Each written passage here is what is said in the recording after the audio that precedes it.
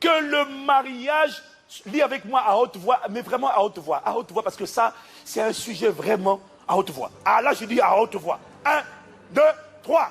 Que le mariage soit honoré de tous. Il a dit quoi? Que les mariés, que le mariage soit honoré, respecté de tous. Mariés, monsieur le mari, madame la femme, et vous les amis autour, honorez, respectez le mariage. Et le lit conjugal exempt de toute souillure, car Dieu jugera les impudiques et les adultères. Quelqu'un me dit amen. Bon, maintenant on va le prendre avec la version parole vivante. Parce que la version parole vivante révèle, on savait déjà, que le mariage est une institution. Alors il dit que le mariage est une institution sacrée. Que tous le respectent et l'honorent comme tel, et que les époux restent fidèles. Dis avec moi fidèles. Dis avec moi fidèles. Fidèles, ça veut dire quoi? Ça veut dire qu'ils prennent soin l'un de l'autre. Que les époux soient fidèles l'un à l'autre. Car le jugement de Dieu frappera les débauchés et les adultères. Dieu dit que le mariage soit honoré de tous. Le mariage est une institution. Elle est supérieure au marié. Elle est plus grande que toi, madame. Elle est plus grande que toi, monsieur. Cette institution n'est pas une institution pour les bébés, les gamins, les népios, les immatures, les égoïstes. Cette institution est pour les gens matures. Cette institution, pour fonctionner, pour être un sujet de témoignage, a besoin que quand on rentre, lorsqu'on rentre dans cette institution a besoin qu'on la respecte et qu'on l'honore. Ça veut dire quoi, honorer une institution? Ça veut dire honorer, respecter, appliquer les lois qui régissent le fonctionnement de cette institution. Voilà pourquoi j'ai compris qu'il faut arrêter de demander aux mariés le jour de leur mariage, est-ce que tu l'aimes? De la niaiserie, ce n'est pas ça. Et puis la sœur, évidemment qu'elle l'aime si elle l'a épousé, évidemment elle l'aime naturellement. Oh oui, je t'aime. Ce n'est plus la question qu'on doit poser, on doit revoir tous les registres, on doit demander aux mariés, est-ce que tu es prêt à respecter les lois qui régissent le fonctionnement correct de cette institution? Hein? Parce qu'on en a assez de voir des mariés gamins, égoïstes, égocentriques, bro, dame, démantelés. Si c'est moi qui t'ai marié, je vais te taper avec le balai. Oh! Oui, je n'ai pas honte. Demandez à ma femme. Il y a des fois, je prends mes filles là. Pas toutes mes filles, hein, mais il y en a. Plus l'intimité est forte, plus je tape. Parce que les autres, je ne touche pas. Tu ne sais pas comment elle va prendre ça. Mais mes filles, je prends un petit bout de balai, je tape sur l'épaule. Bah! Tu as appris à parler comme ça où à ton mari? Est-ce que tu as vu ma femme me manquer de respect en privé ou en public? Bon, toi, tu as appris ça où? Ah, non, c'est quoi? Et en plus, c'est nous qui sommes mariés.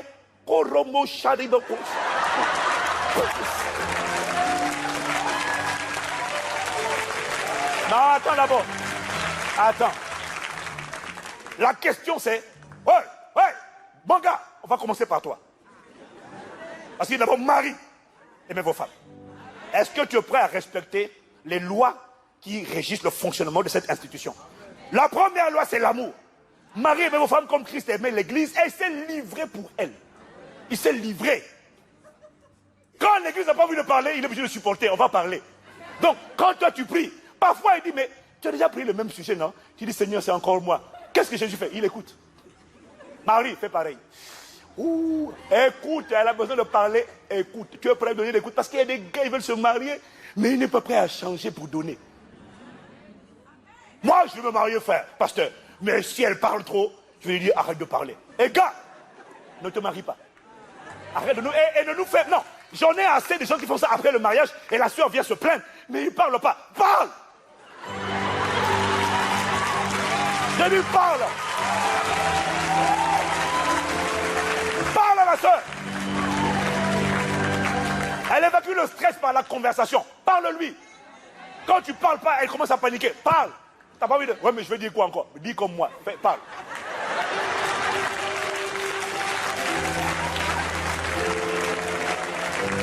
Hein? Faut parler. Tu t'es marié, non? Maintenant parle. Respecte l'institution. Tu n'es pas en train de faire ça pour elle. Tu es en train de faire ça pour l'institution. Aime-la. Comme Christ aimait l'église. Et il s'est livré pour elle. Afin de la sanctifier. Sanctifie-la. Mets-la de côté. Dans ton cœur, quand tu parles avec les autres sœurs, et quand tu parles avec ta femme, si il n'y a pas de différence, c'est qu'il y a un problème.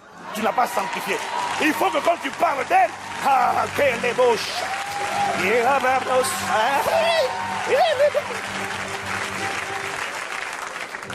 Il faut que quand tu parles d'elle, les autres femmes sentent, sachent, savent tout ce que tu veux. Les sages sentent ça.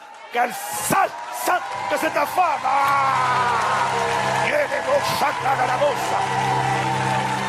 Ben oui. Ben oui. Faut qu'elle sache quand une femme se sait sanctifiée. C'est ce que Christ a fait avec l'église. Il l'a mis à part. Elle a un traitement spécial. Il ne la traite pas comme il traite les autres. Oh, à toutes les autres, il parle, mais avec elle, son langage est différent. Ça, tu ne peux pas la traiter comme... Mais du coup, les sœurs vont se dire, mais non, mais c'est ça qui donne de l'espoir aux autres sœurs. Mais quand tu sens... Moi, tu m'as déjà vu sanctifier une femme comme la mienne? Jamais. Tu ne peux même pas te mettre à penser, espérer. C'est impossible. Tu n'es pas Miss Univers éternel, la sœur. Dis-moi, man! Mon frère, tu veux te marier? D'accord. Est-ce que tu es prêt à respecter l'institution? Cette femme a besoin d'être protégée. Pas d'être exposée, protégée. Pas d'être découverte, mais couverte. Voilà pourquoi Paul dit qu'il faut qu'elle ait un voile, mais il parlait de la couverture. Elle a besoin d'être protégée. Donc, frère, tu veux te marier? Tu l'as épousée? Bon, maintenant, tu l'as épousée là. Est-ce que tu es prêt? Tu acceptes de la protéger. Quand elle fait mal le riz. Hein? Écoute, mon gars, tu avais qu'à te débrouiller. Non, faut pas nous embrouiller. Tu aurais dû te renseigner avant de te marier. Tu es allé choisir sur la base de sa beauté. Tu n'as pas choisi sur la base de la recommandation. Personne ne te l'a recommandé. Tu te l'as recommandé à toi-même sur la base de son apparence physique. Débrouille-toi là-bas.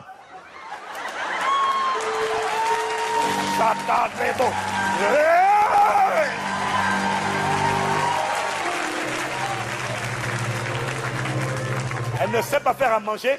Elle ne sait pas faire la lessive. C'est ton problème. Tu n'es pas d'accord? Dis-lui que tu n'es pas d'accord. Reprends ta femme. Mais jamais tu vas raconter ses manquements à tes parents. Jamais. Faut la protéger. Faut la couvrir. Parce que même le jour où elle saura faire à manger, elle saura nettoyer la vaisselle, la belle-mère, elle ne va jamais oublier. Elle va rester à la phrase que tu as dit la première fois. Maman, elle ne sait pas faire à manger. Même quand elle sera amendée, ta maman va maintenant bloquer, faire un zoom arrêt sur image. Une femme a besoin d'être couverte. Tu es prêt à faire ça? Est-ce que tu fais? Tu as idée du nombre de gens qui sont mariés, qui ne veulent pas sanctifier, ils ne veulent pas mettre de côté, ils ne veulent pas se livrer. Tu as idée du genre? Que le mariage soit respecté, pas les mariés. Alors, bro, tu veux te marier? Tu t'es marié. Ce mariage-là, les gens matures. Dieu dit que tous le respectent et l'honorent comme tel et que les époux restent fidèles les uns aux autres. Tu veux te marier? Respecte la loi, les lois qui régissent le fonctionnement du mariage. Je me suis dit amen. Ma soeur, hein? Oh chérie, tu quoi? Hein? Non, il faut arrêter de brûler les gens. Mais j'en ai assez. Mais on est rempli des sœurs manipulatrices. C'est lui le chef, tu te comportes comme le chef. Tu lui parles n'importe comment, tu dis moi ce que j'ai à dire. Je dis non, on ne parle pas comme ça. Cet homme-là, c'est un chef. C'est l'autorité, c'est la tête. Et quand c'est la tête, on ne parle pas n'importe comment à la tête.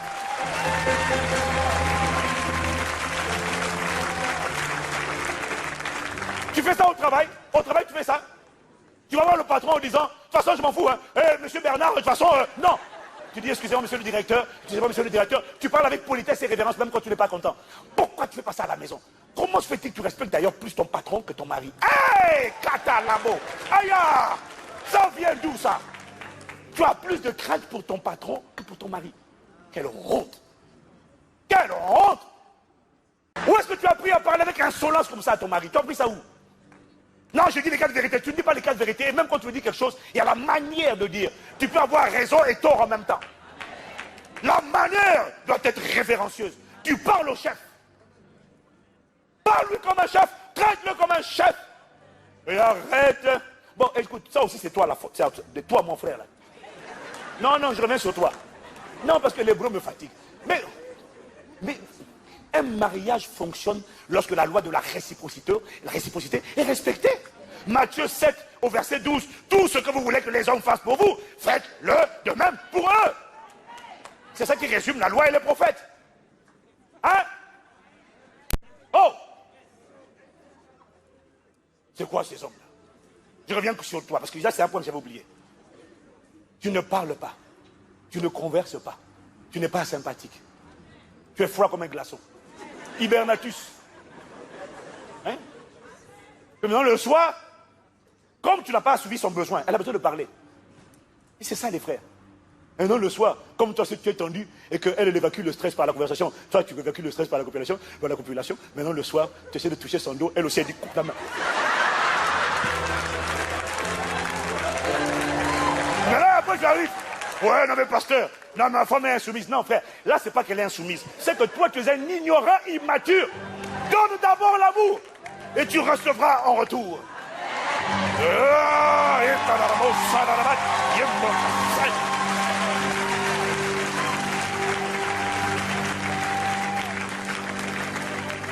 Si tu n'es pas content, fallait épouser une poupée gonflable. Tu n'as pas épousé une poupée gonflable, tu as épousé un être humain avec des émotions. Donne-lui, elle va te donner. C'est pas compliqué. Comment croyez-vous qu'on a fait? Ça fait 17 ans de lune de miel. Tu crois que c'est à cause de quoi? C'est la sagesse. Hein? C'est la sagesse. Alors on en a assez de ces gamins immatures. C'est pas une question d'âge. Il y en a assez de vous tous gamins. Vous voulez vous marier. Est-ce que tu es prêt à respecter les lois de l'institution? Me fatiguer. Je parle à toute la famille de Dieu, le corps de Christ, je ne parle pas à Boissy. On en a marre des gens immatures. Égoïstes, gamins, comédiens, népios. Et tu es leader dans l'église, et tu sers dans l'église, et tu lèves des mains impures dans l'église, comédien.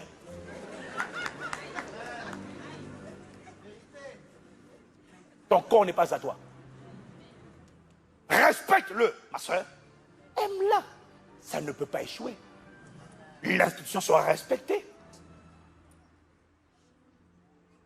Mais est-ce que tu as aidé un nombre de gens qui transgressent volontairement, consciemment, la loi de l'amour pour les hommes,